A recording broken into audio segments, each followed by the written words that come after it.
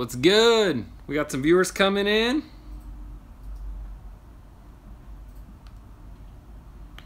Some viewers coming in. What up, what up? Good to see everybody. Yo, what's up, Josh Boy Clout? Big fan. I love that you're here. What's up, peeps? Romania. Okay, yeah. Yeah. Lonnie, I see you. I see you. Yeah, shout out where you're from. I like seeing where everybody's at here.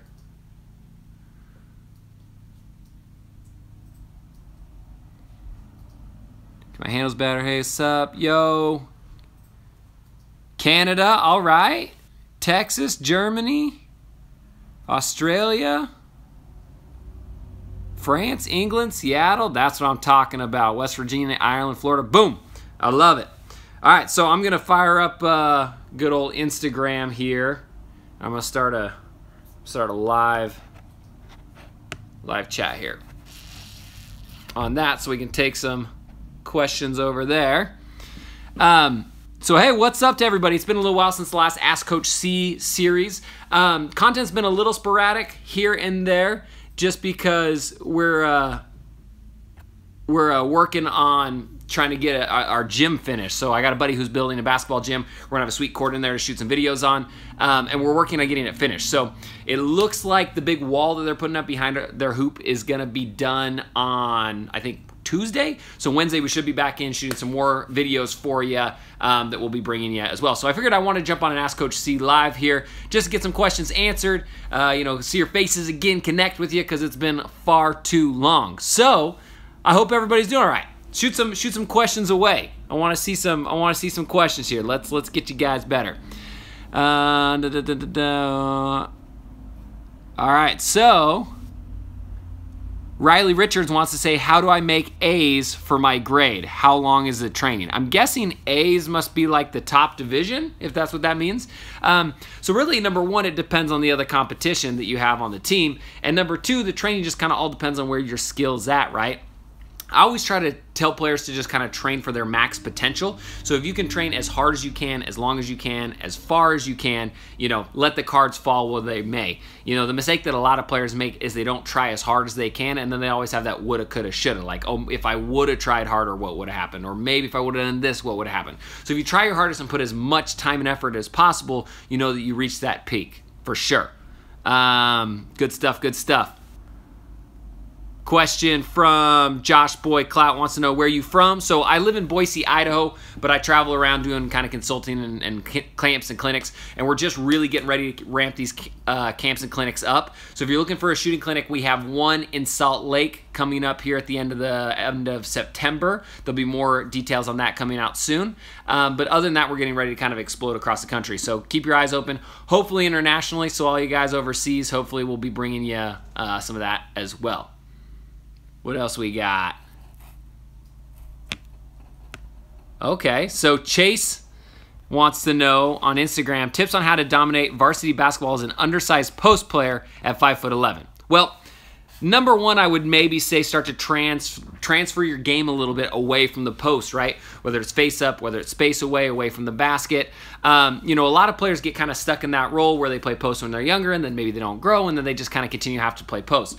So what I really work on is use your advantages, right? In the post, that's going to be quickness, it's going to be speed, it's probably going to be your ball handling ability. I would definitely work on that. So because you're not a post player, or you're not like a big tall player, 6'4", 6'5", 6'6", something like that, I would really work on those ball skills and that speed and use it to your advantage. That's probably the best thing you can do. What's up, Wesley? Wesley says the screen's blurry. I know, on Instagram Live, the screen is blurry because I don't know what's up with my phone, but for some reason, the camera makes it look blurry. So, sorry about that. Let's see here. What do we want to know? Who is my favorite basketball player? Good question. So I don't really have a favorite basketball player necessarily. I just like a bunch of different players. I like styles of basketball. As a shooting coach, it's pretty hard not to really like Steph Curry. So if I had to pick somebody as my favorite player, I'd probably say him. But really, I'm more of just a fan of styles of the game and the way people play. So there's a bunch of guys that I really like out there more than just one dude. Let's see here. What else we got? All right, Lynn Lynn Towns wants to know, hey coach, how do we control our anger when I play? There's a really mean guy and I get angry when I play him. How do I control and help my game? So the number one thing that you have to remember is you really have to you really have to kind of focus everything out. Think about it like that Mamba mentality. Like Kobe Bryant was really, really known for having just that like killer instinct, unshakable mind. And a lot of it's just practicing it on your spare time, right? You got to practice that visualization. You got to practice, all that sort of stuff, when you're not on the court. So when you are on the court, you're ready to dominate and ready to not get shook up. The best thing, like anytime somebody's like was jawing at me growing up or trying to get me out of my game, the thing that I always try to remember is it's just a game. Like if somebody's talking trash, if they're being a jerk, if whatever it is, like at the end of the day, it's just basketball. It's not like you guys are in war or anything like that. So, take it like water off a duck's back, as they say, and just work on visually, constantly reminding yourself what your end goal is. And if somebody's trying to derail you, then that's something that you want to focus away from. So keep that in mind. Good question, though. Always want to try to keep your emotions in check. All right, so Philip Swag wants to know, hey coach, love your content. My question is, how do I dribble between your legs easier?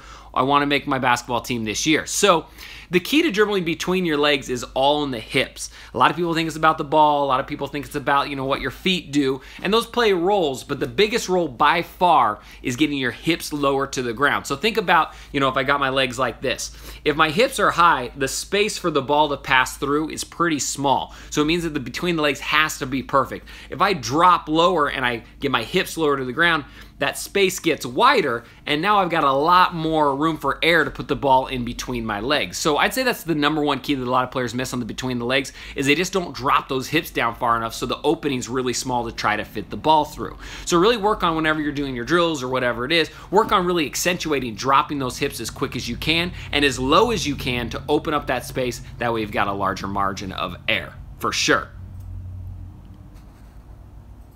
All right, what else we got over here? I'm seeing a lot of questions on range. I'm seeing a bunch of people, both on Instagram and YouTube, asking questions about range. So range is something that a lot of younger players struggle with, and it's one of the questions that I get probably the most, because everybody wants to scoot further back, and if the defense plays you, you have to be able to shoot, you know what I mean? So with range, there's a few main keys that, number one, a lot of coaches mess up, so that kind of screws a lot of players up out of the gate really quick, and number two, it kind of goes against common thoughts or practices when it comes. So number one, the first thing that you want to think about with range is you want to load the ball lower. Now I talk about it in a lot of videos because it's probably one of the most important things. When you're getting ready to shoot, if I got my basketball, if I try to load it up here by my chest so I'm getting ready to shoot and it's up here, I'm going to lose a ton of power because I only get to shoot from here to here. It's just a push. Whereas if I load the ball lower down by my hip or down by my thigh, you're going to have a lot more range, you're going to have a lot more distance, and you're going to get a lot more up force generated into your shot. So number one, load that ball lower. I get a lot of coaches that fight me on this. They say it's slower, they say you'll never get your shot off, and that's just simply not true. If you load the ball lower, you're going to get more power, and if your motion's quick, it doesn't matter. It's still super, super fast. Generally, the best shooters on the planet do it, and they get tons of power, for sure. So number one, load the ball lower. Number two, a big key that can help is quick pop of the feet. Quick pop with the feet. I always like to pretend like, your feet are hot lava. So as soon as your hands touch the basketball, the ground turns hot lava, and you want your feet to pop off of it as quick as you possibly can, right? If you can get your feet to pop off the ground like it's hot lava, that's going to give you that quick up force that's going to generate into your body and through the basketball and give you at least a few extra feet of range just from that.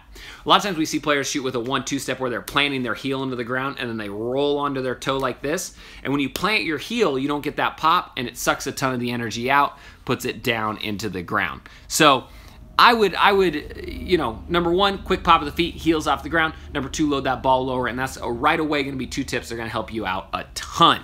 I love it. All right, see Sanders, sup. All right, I got some Instagram Live peeps coming in. Love it. All right, so MM466 wants to know, how do you block people? So blocking definitely helps if you can jump, right? If you got a vertical leap, it definitely makes it easier. So number one, you want to work on your plyometrics. Number two, it's all about timing. It's all about timing. A lot of times you can get a lot of those kind of backside blocks or help side blocks when an offensive player is thinking about their defender, and then you can kind of read it. So one thing that I always really like to think about is the eyes, right? If you can read a player's eyes, a lot of times you can get more blocks. So if somebody's, driving to the basket or they're posting up and you're in help side defense on your man, as soon as you see their eyes move away from you and start to go into their shooting motion, that's a great time to try to close that distance and come get a block. A lot of times players wait till it's too late. They go to get a block when somebody starts shooting, and at that point in time, they can't get to it early enough. So really want to read those eyes. As soon as they start looking like they're going to shoot, that's the time to start looking to check the shot, for sure. Man, what is up with all the trolls in here today? Good Lord. We got trolls all over the place. Do you know of any camps in the UK? I don't have any camps in the UK. Don't even know of any right now. But hopefully, the grand scheme is that hopefully we'll be able to get there someday. So keep an eye out.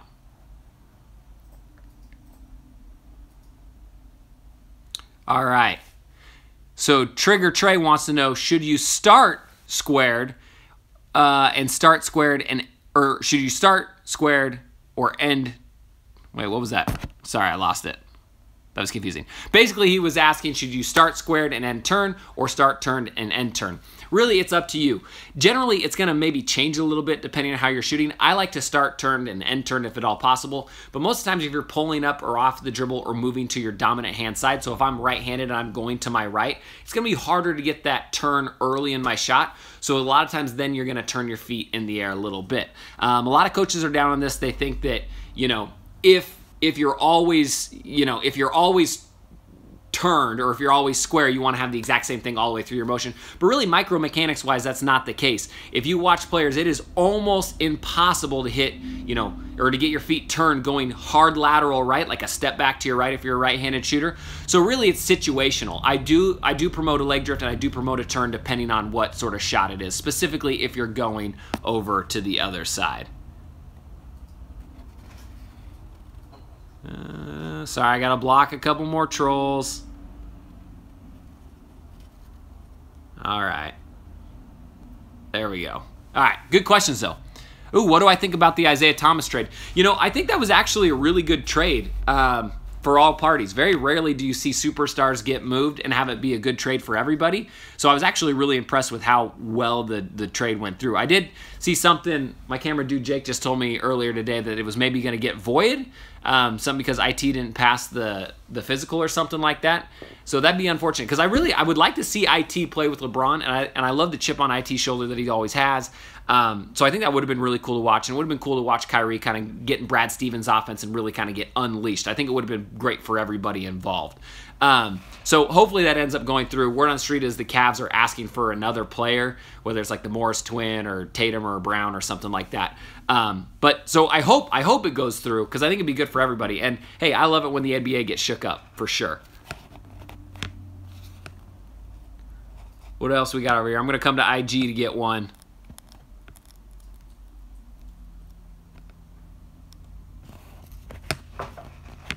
Noah Hopkins, don't bother with the trolls, man. Your channel's manny. Thanks, Noah. Love the support. Man, that's the thing. I get a troll every now and again, and I'll get a dumb comment every now and again, but for the most part, you guys are awesome. People are here to learn. People want to get better. They love the game. So I'm just happy. It's crazy. We are living in a world where I can jump on a live stream on 2 devices right here and answer questions live. That's amazing. That is amazing.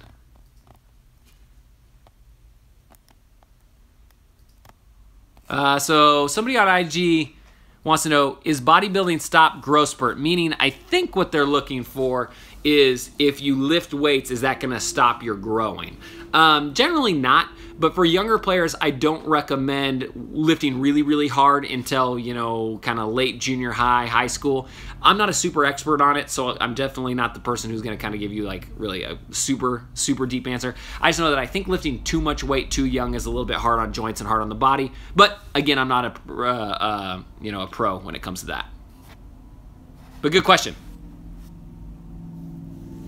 All right, so official Alfredo wants to know, how do I get perfect shooting form, meaning placement of hands and where to release the ball? So when it comes to perfect shooting form, here's the key. Here's the absolute key, and this is the thing that 95% of coaches miss and most players miss, is the fact that you want to only work on one or two things at a time. One or two things at a time. So I always talk about the big fish theory, right? If you're going fishing and you say, I'm only going to catch one fish today, you want to probably try to catch the big fish, right?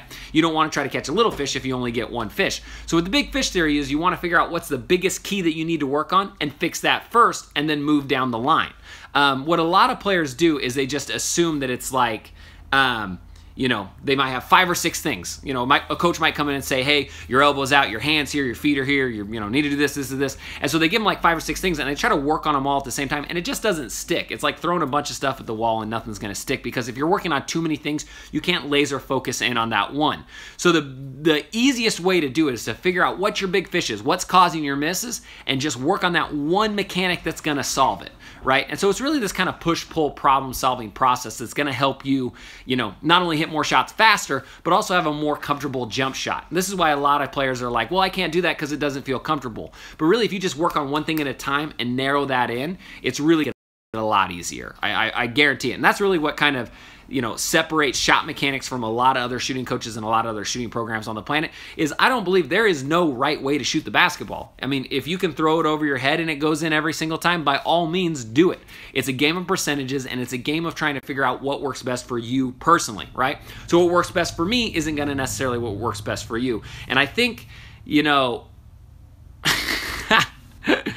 some of these trolls got me dying. Bye. Goodness. All right, and so the thing that's interesting is, you never really know what's going to work best for you until you try things. So experiment, try stuff, see what works best for you, try it, and at the end of the day, if something's not working, you can scrap it and move on to something else.